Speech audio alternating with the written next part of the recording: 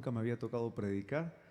Sé que ustedes valoran mucho lo que se dice a través del púlpito y entonces para mí no solo delante de ustedes, sino delante de Dios es una honra tener la oportunidad de compartir un poco de mi experiencia con Dios a través de una reflexión de la palabra de Dios. Esta tarde, antes de comenzar el tema, quiero decirle que esta tarde vamos a tener un concierto. A mí me gusta escribir reflexiones y las grabo. Algunas de esas reflexiones salían en la escuela sabática del pastor Gullón en audio. Y entonces con el tiempo me han empezado a llegar invitaciones para ir por diferentes lugares a contar las reflexiones y la gente se inventó algo que se llamaba el conciertos de reflexiones. Y entonces empecé a hacer conciertos pero de reflexiones. Con el tiempo empecé a escribir canciones y nos dimos cuenta con mi esposa que teníamos una bonita oportunidad de compartirlo también con la gente. Así que esta tarde vamos a compartir un concierto de reflexiones y de canciones que nos gusta componer a nosotros, y voy a traer mi guitarra y también un amigo me va a acompañar con su guitarra y estaremos compartiendo con ustedes entonces. Muchos de nosotros no sabemos cuál es el fruto de las pruebas que pasamos. Todas las pruebas dejan algo en la vida, ¿verdad?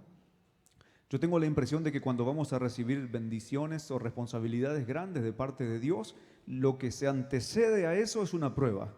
Porque a través de la prueba Dios nos termina preparando mejor para sacar un debido provecho de las bendiciones que vamos a tener. He dicho de otra manera, si usted ahora está pasando por una prueba, es muy probable que esté en la antesala de una bendición grande que está viniendo para su vida. Dios lo está preparando para poder administrar esa bendición que va a recibir. ¿Qué le parece? ¿No es bonito mirar la prueba a través de estos ojos? Y antes de comenzar la reflexión de la palabra de Dios, quiero contar una historia que tiene que ver con cuál es el fruto de las pruebas. ¿Okay? Antes de hacerlo, quiero preguntar si alguno no sabe lo que es una oruga, porque de eso se trata la historia. ¿Alguno no sabe lo que es una oruga? La oruga es un animalito que no toda su vida es el mismo animalito. Una parte de su vida es gusano, es oruga, y hay otra parte de su vida que se convierte en... Muy bien, yo creo que esta podría ser tu historia. Le quiero pedir a Boris si puede enviarme el track que se llama El fruto de las pruebas, por favor. El fruto de las pruebas.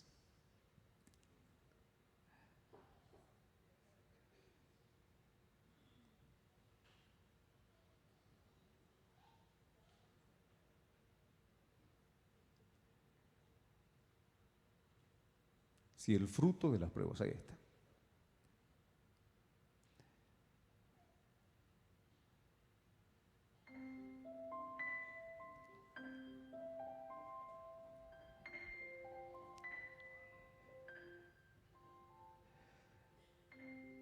Yo estoy seguro que esta también puede ser tu historia. Esta puede ser tu historia. Escucha con atención. Un día, en una pequeña abertura apareció una oruga. Un hombre se sentó a observarla viéndola como intentaba escapar por un pequeño agujero. Llegó un momento en que pareció que la oruga, a pesar de todo su esfuerzo, no podía avanzar ni siquiera un poquito. Parecía que había llegado a un punto en que ya no podría salir de su capullo. El hombre entonces decidió ayudar a la oruga y agrandó el agujerito por el cual ella intentaba escapar. Y para su sorpresa, de ahí adentro una mariposa pudo salir sin dificultad. Sin embargo, su cuerpo estaba débil. Sus alas no estaban desarrolladas y las patitas no podían sostenerla. El hombre entonces se quedó esperando que en cualquier momento se lanzara a caminar y con ansias de verla emprender el vuelo a través de las flores. Pero eso nunca sucedió. La mariposa fue incapaz de elevar su vuelo. Lo que el hombre no entendía es que al hacer el esfuerzo por atravesar ese pequeño agujero, los jugos vitales de la mariposa se iban distribuyendo y extendiendo por todas las partes del cuerpo que requerían fortaleza para finalmente hacerla volar. Y al ayudarla a salir por ese agujero sin ese esfuerzo necesario, sus alitas nunca pudieron desarrollarse. Desde tu lugar miras hacia adentro y dices, ¿qué tiene que ver esto conmigo? Esta es la historia de tu vida. El por qué no entendemos las pruebas que nos ocurren. Y si te faltan razones para entenderlo, escucha estas razones. A veces le pedimos a Dios que nos dé fuerzas, pero Él nos enseña a enfrentar las dificultades. Así nos hacemos fuertes. A veces le pedimos a Dios sabiduría y aparecen más problemas para resolver. Así nos hace sabios. A veces le pedimos prosperidad y Dios nos da más trabajo. Así nos hace prósperos. A veces le pedimos coraje y Dios prueba nuestra fe. Así nos hace valientes. Casi todo el tiempo a Dios le pedimos favores, pero Él nos da oportunidades, porque así nos enseña a cumplir nuestra parte. Y cuando le pedimos a Dios que se compadezca de nosotros, Él nos da a alguien con quien compartir nuestro pan, porque así nos enseña a amar. ¿Saben? Si por acaso se nos permitiera pasar por esta vida sin enfrentar obstáculos, tal vez, como la mariposa de esta historia, nunca podríamos llegar a volar. No se queje tanto del agujero por el cual usted está intentando escapar, porque hay alas maravillosas que se están desarrollando y un horizonte precioso que usted, sí, usted, fue creado para un día, muy pronto, al fin de cuentas, poder alcanzar. Ese es el fruto de sus pruebas. Ese es el fruto de sus pruebas. Querido Dios, al abrir tu palabra, háblanos. Queremos escucharte, Padre. En el nombre de Jesús oramos. Amén. Los quiero invitar a abrir sus Biblias en el libro de Lucas, en el capítulo número 13.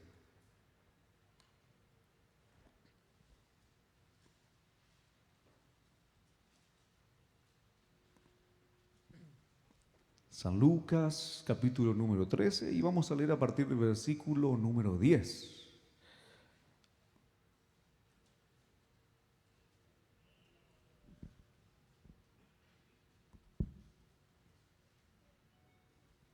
San Lucas 13, versículo 10. Y dice así. Enseñaba Jesús en una sinagoga en el día de reposo, y había allí una mujer que desde hacía 18 años tenía un espíritu de enfermedad y andaba encorvada, y en ninguna manera se podía enderezar. Cuando Jesús la vio, la llamó y le dijo: mujer, eres libre de tu enfermedad. Y puso sus manos sobre ella, y ella se enderezó inmediatamente y glorificaba a Dios por eso. Pero el principal de la sinagoga, enojado de que Jesús hubiese sanado en el día de reposo, le dijo a la gente: hay 6 días que pueden venir a ser sanados, pero no el día de reposo. Entonces el Señor Jesús le respondió y le dijo: hipócrita, cada uno de ustedes no desata en el día de reposo su buey o su asno del pesebre y lo lleva a beber.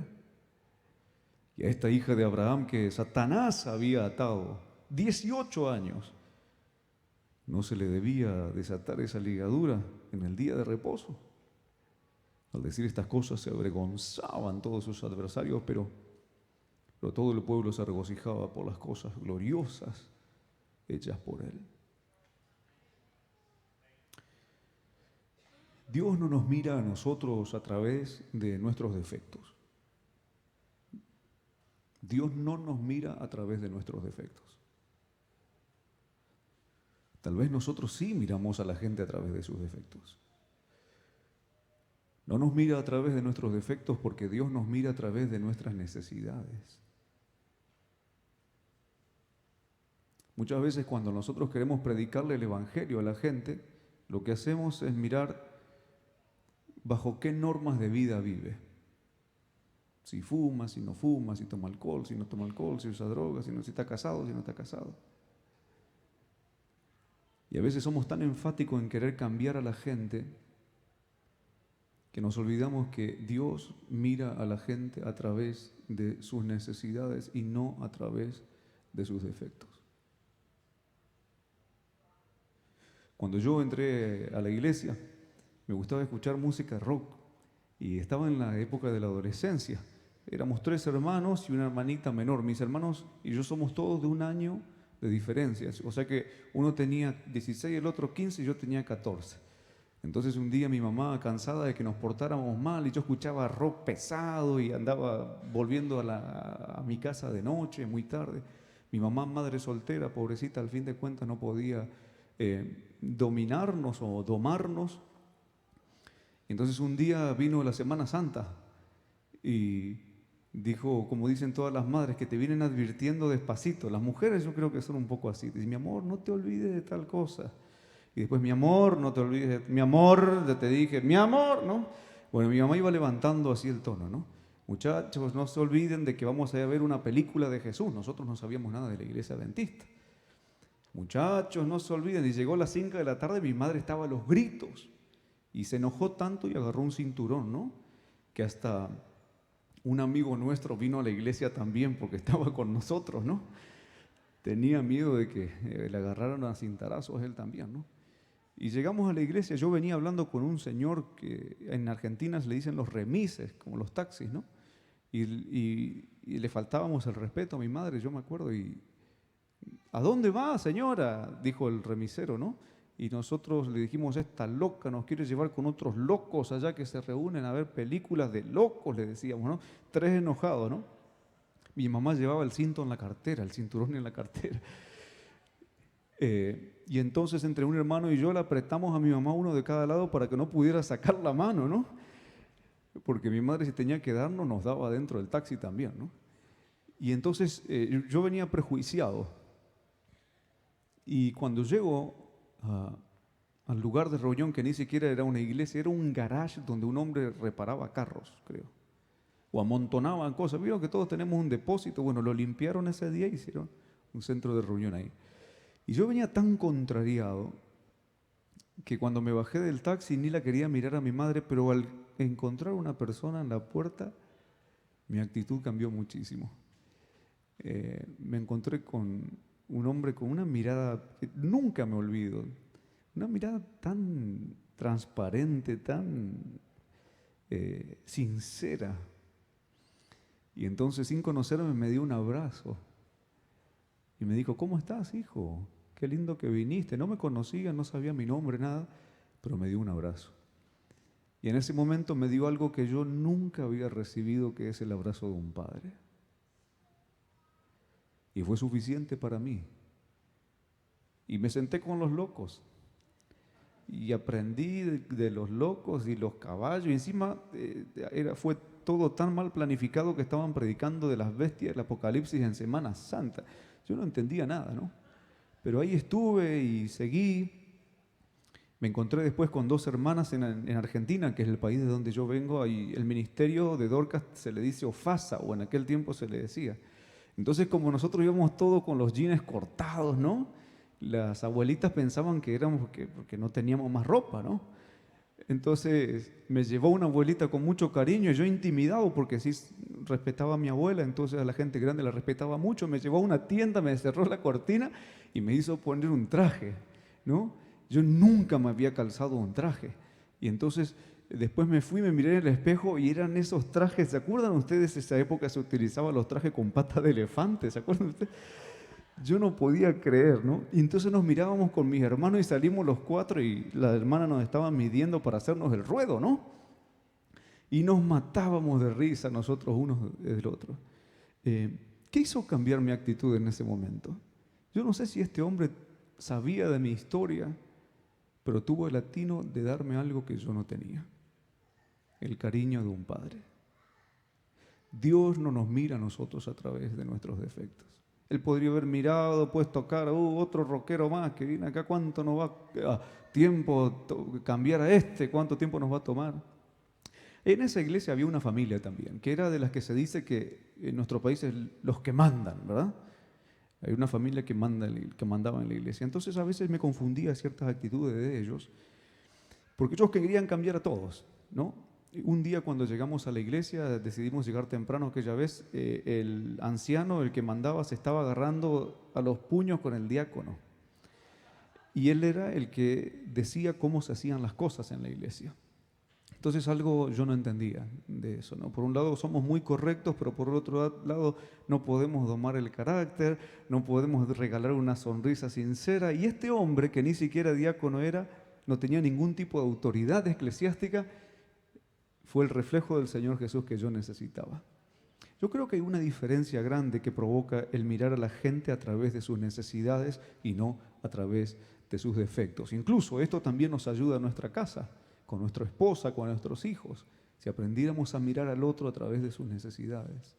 Muchas veces la mujer dice cosas, para los hombres les digo que no quiere decirlas, o que no está queriendo decir precisamente eso, tal vez solamente está queriendo reclamar un poco de tiempo. Entonces, si uno se centra en lo que dijo, se queda ofendido durante todo el día. Pero si uno es capaz de pasar muy por encima de eso para descubrir la necesidad, algo precioso ocurre, ¿no? Empezamos a conectar con el otro. Yo creo que esto es lo que hizo Jesús con esta mujer. Vamos a pensar un poco su historia. Jesús estaba enseñando en el día de reposo, no había nada de malo en eso. Había una mujer allí que hacía 18 años venía reclamando a Dios ser sanada. 18 años. Ustedes me preguntarán, ¿y cómo puede ser que Dios permita que alguien pase tanto tiempo enfermo? Mire, yo no me siento en la capacidad de darle esa respuesta. Pero sí yo le puedo decir una cosa, que aún sean 100 años, que pasen hasta que Dios aparece. Cuando habla, obedécele, porque trae una bendición para ti. Y esta mujer fue insistente. 18 años estuvo enferma. Y no estaba solamente enferma, dice la Biblia que tenía un espíritu de enfermedad. Yo no sé si ustedes lo sienten de esta manera, pero hay gente que tiene un espíritu, por ejemplo, de alegría, ¿no? Hay gente que uno la ve y no es porque tenga a la persona cara de payaso, ¿no?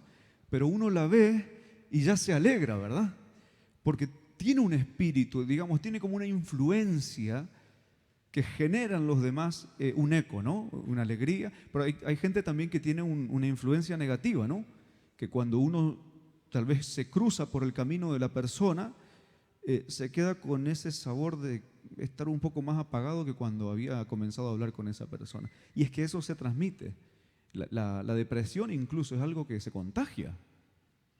A veces en los cultos que nosotros hacemos, hablamos o mencionamos nuestros pedidos de oración, pero los hacemos tan faltos de fe que el que está al lado nuestro, que vino a tomar fuerzas para seguir con su vida y sus luchas, se deprime escuchando nuestros pedidos de oración. Y no es porque no esté bien pedir a Dios, sino que nos aproximamos a Dios con tan poca fe que deprimimos a los demás. Un día llegué a una mujer, estaba con cáncer. Entonces me dijeron, yo estaba como pastor en una iglesia en Atlanta, y me dijeron, ¿puede venir a orar por la hermana? Sí, claro, dije y me fui al lugar. Llegué tarde. Y cuando llego encuentro un cuadro terrible ahí, ¿no? No por la enferma, sino por los visitantes. La enferma estaba con un pie arriba de una silla y le estaba dando ánimos a los demás. Y yo me quedo pensando y empecé a escuchar la conversación y le estaban dando un ánimo tan negativo. Dicen, bueno, si Dios no te sana, hermana, la iglesia va a continuar igual, no te preocupes. Digo, ¿qué clase de ánimo es eso, no? Y entonces una hermana decidió orar y en la oración con toda su plegaria religiosa y con palabras adornadas, como a veces solemos hablar, dijo esta frase que nunca me olvido, ¿no? Dijo, Señor, yo solo te pido que no se corte tu mano sobre esta mujer. Que suena, ¿verdad?, religioso, al fin de cuentas sí, suena. Pero ¿quién le dijo a esa mujer, a esta señora, que Dios quería cortarle cortar su mano de bendición con esta enferma. Pero claro, es la forma en cómo nos referimos a veces cuando hacemos nuestros pedidos. Incluso, bueno, hermano, yo quiero decirles, y es que Dios me escucha, ¿verdad? Suena como que nos estamos aproximando a Dios, pero al fin de cuentas estamos dejando este mensaje a ver si es que Dios escucha. Pero ¿y quién te despertó hoy, hermano? ¿Cómo no te va a escuchar? Si tú escuchas a tus hijos, ¿cómo no? Él se desvive de amor por ti. Y aunque no entendamos las pruebas, Él siempre está ahí con nosotros. Aunque pasen 18 años y tú tengas un espíritu de enfermedad como tenía un amigo mío que lo mandé al médico, me llama una mañana y me dice, mira, me llamo para despedirme. ¿A dónde te vas a vivir? Le digo, no, tengo una enfermedad terminal, dice. Y yo me asusté, ¿verdad? Un amigo de años. Le digo, ¿qué te pasa? Y me dice, tengo cáncer. Uf. Son esos momentos donde uno no sabe qué decir, ¿no? Y entonces le digo, ¿y cáncer de qué? No sé, me dice. Y le digo, ¿y quién te dio el diagnóstico? Acá en mi familia nadie me quiere decir, pero yo ya sé, me dice. Y le digo, mira, vamos a hacer una cosa, te voy a mandar a la clínica de un amigo mío. Y se fue para allá. Y yo en el camino que él iba, lo llamo al doctor, le digo, doctor, él le mando un paciente, atiéndamelo, por favor, es un gran amigo de años. Y dice que se está muriendo. Entonces pasaban horas y yo ya casi me comía las uñas, ¿no? Estaba cantando cuando un amigo se va, yo, ¿no? Y entonces me llama el doctor, a las 2 horas más o menos, y me dice, mira, pastor, tengo un problema, me dice, ahora tengo 2 con problemas. ¿Qué pasa, doctor? Su amigo. Le digo, ¿ya se muere? Y me dice, no, es que está sano, me dice. Y bueno, pero eso no es un problema, pero es que no me cree. Y entonces, ¿cómo que no le cree? Dice, no, dice que hasta que no le diga la verdad no se va del consultorio y tengo que cerrarme, dice. Y entonces dice, fue uno de los pecados que debo confesar delante de todos ustedes porque no sabía qué hacer. Le digo, dígale que usted justo recibió de un laboratorio un antídoto que se está probando y que funciona en todos los casos y póngale una inyección de vitamina B o algo, le digo. Él le va a creer, le digo. Así que lo inyectó, le dijo la historia y lo mandó, ¿no? Y en el camino me llama el otro. Le digo, ¿cómo te fue? Y me dice, mira, solo te pido que mi ropa la regala a los pobres, me dice, y que todavía no creía. Después de un tiempo no se murió y se convenció con el tiempo de que no estaba enfermo. ¿Pero qué tenía él? Él estaba enfermo, en el cuerpo estaba bien, pero ¿dónde estaba enfermo él? En su cabeza, en su mente. Lo peor de estar enfermo no es que tu cuerpo solo esté enfermo, sino que en tu corazón estás enfermo. Y pasan los años y sigues enfermo y no puedes sanar. Dice la Biblia que todo había intentado la mujer, incluso yo creo que lo que más intentó fue pedir a Dios y pedirle a los dirigentes que le hicieran alguna oración para sanar. Todo eso había intentado y no había sanado. ¿Cuál fue la diferencia entre Jesús y los demás que se acercaron a ella? El poder de la palabra de Dios. Porque Dios con su palabra sana, Dios con su palabra restaura, Dios con su palabra levanta, Dios con su palabra restituye, Dios con su palabra resucita, Dios con su palabra llena. Y la mujer cuando se encontró delante de él se dio cuenta que esa palabra de Dios iba a producir un efecto en su vida. Y lo creyó. Y cuando Jesús le dijo a ella, mujer, yo te enderezo. Nadie te pudo enderezar, pero yo te enderezo. La mujer que solamente con mirar el zapato de alguien en el pueblo sabía de quién se trataba, porque 18 años estuvo mirando los zapatos de la gente, porque no se podía enderezar, que escondía su rostro detrás de una manta para no pasar vergüenza, que era objeto de miradas acusadoras porque se suponía que ella o su familia había cometido un gran pecado por cuanto ella estaba enferma. no tuvo siquiera la oportunidad de mirar a Jesús a los ojos y encontrarse con el paisaje más hermoso de todos. Pero cuando escuchó que Jesús venía ahí, ella vio que en la palabra de Él venía la respuesta de sus 18 años de oración. Y se enderezó. Tal vez desde el punto de vista humano hay ciertas situaciones en nuestra vida que no se pueden enderezar. Tal vez nosotros tenemos un espíritu de enfermedad en nuestro cuerpo o tal vez estamos enfermos en el seno de nuestra familia.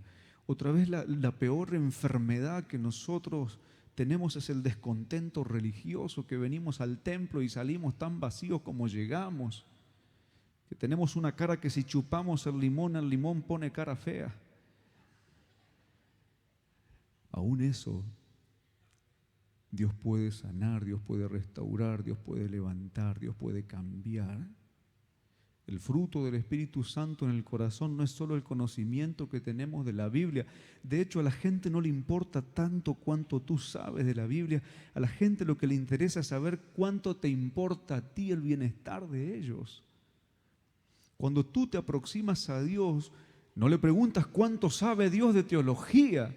A ti te interesa saber si Él puede sanarte.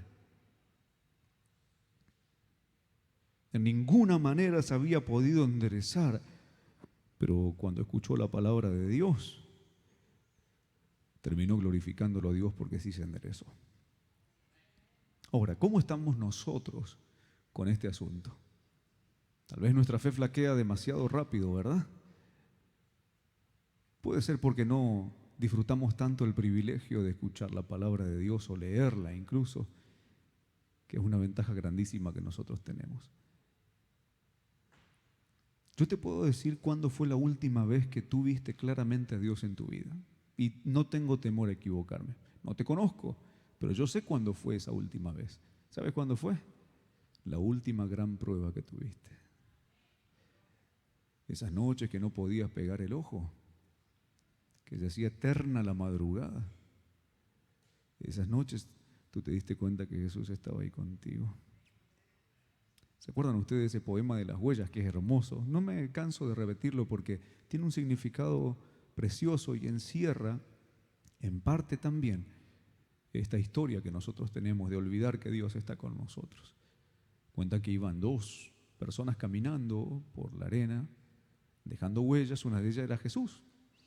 Y entonces en un momento el que iba caminando junto a Jesús se asustó porque ya no vio las huellas de Jesús junto a él. Y entonces dijo: ¿no me habías prometido que en mis horas de dolor siempre estarías conmigo? Mas hoy noto con tristeza que en medio de mis querellas, cuando más siento el sufrir, veo solo un par de huellas.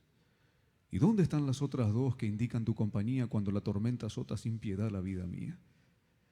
Y la historia termina diciendo que Jesús le contestó con ternura y comprensión: escucha bien, hijo mío, yo entiendo tu confusión.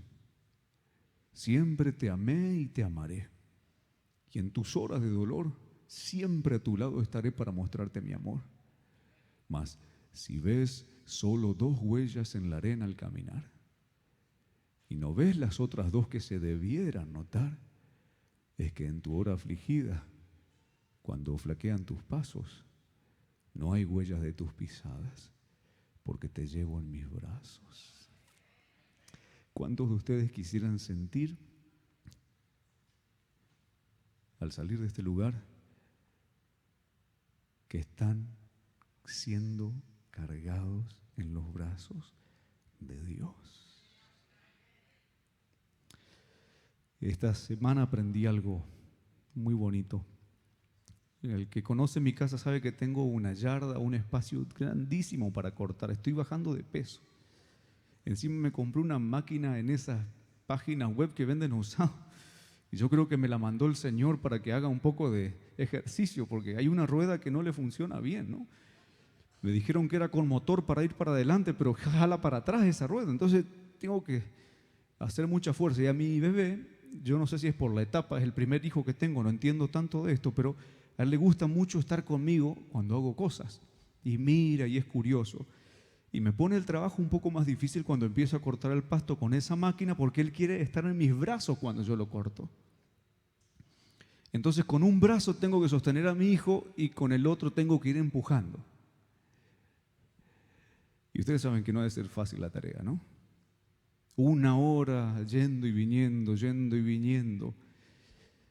Y saben ustedes que en cierta medida yo pienso que mi hijo, cuando terminamos de cortar el pasto, si viene la mamá, aunque él todavía no sabe hablar, y le preguntara, ¿qué están haciendo? Él diría, estamos cortando el pasto. Pero él no está haciendo nada más que darme un poco de trabajo. Incluso yo sin él podría hacer el trabajo más fácilmente. Pero él disfruta hacerlo conmigo. Y yo disfruto hacerlo con él. Ahora, ¿saben qué pasó? Él aprendió a agarrarse de un brazo y se agarra fuerte. Entonces no me es como un peso muerto, ¿verdad? Entonces se agarra de un brazo y lo siento más livianito en mis brazos. Desde el día en que él aprendió a tomarse de mi brazo, el trabajo para mí es mucho más fácil de cargarlo conmigo. ¿Entienden ustedes la metáfora, verdad? La analogía. Cuando tú aprendes a confiar y a tomarte del brazo de Dios, le permites a Dios trabajar mejor, haciéndote feliz. Incluso la paciencia es una herramienta que le permite a Dios trabajar mejor en hacernos felices. ¿Cuándo se va a terminar tu prueba? No sé, no estoy en condiciones de darte esa respuesta. Pero yo puedo decirte que cuando aparece Dios te va a sanar, cuando aparece Dios te va a restaurar, cuando aparece Dios vas a escuchar su voz, no te vas a olvidar nunca de eso. Vas a tener en el cuaderno de tu vida un lugar donde vas a ir a recorrer esas páginas y leer entre líneas cómo Dios estuvo contigo en ese momento. Eso es lo que Dios quiere, que tengamos una experiencia que sea rica, que sin predicar desde un púlpito nuestra vida sea un mensaje, que sea como un perfume que al pasar cerca de la gente diga, este huele a Dios, esta mujer huele a Dios. Es la experiencia con Dios, mi querido, lo que te permite predicar, hablar de Él, contagiar a la gente, llevar un espíritu de sanidad más que de enfermedad. Quiero contarte una historia para finalizar este tema. Jesús dijo que ella había estado atada. Y probablemente hay quienes hoy tienen una atadura que con el transcurrir de los 52 sábados del año sigue igual. Pero yo quiero que nos vayamos de este lugar creyendo esto. Cuando tú escuchas la palabra o la lees y la crees, puedes enderezarte. Alguno dirá, pero el problema mío es un vicio, es una actitud de vida, es una pasión que tengo que es pecaminosa. Fíjese lo que dice el Salmo 37, 23. Por el Señor son ordenados los pasos del hombre. Él los ordena, no el hombre. Quien ordena los pasos del hombre es Dios. El hombre es quien permite que Dios lo haga. Quien se toma del brazo para que Dios corte la yarda y la deje bonita.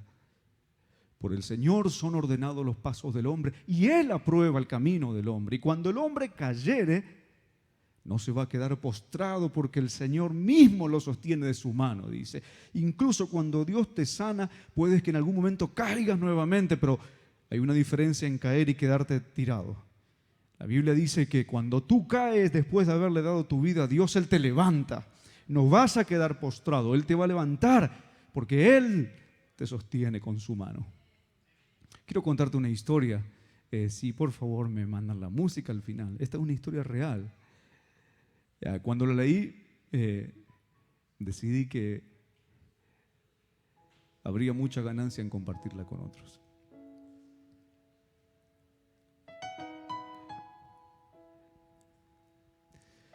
Su vida no fue fácil.